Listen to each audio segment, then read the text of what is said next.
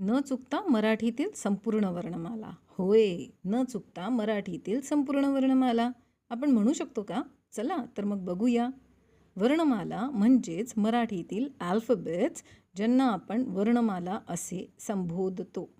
तर सुरू करायचे का? सर्वप्रथम आपण बघूया स्वर. अ, आ, इ, ई, उ, ऊ, ऋ. ए, ऐ, ओ, औ, अम, आहा. हे झाले मराठीतील स्वर. बघूया व्यंजन.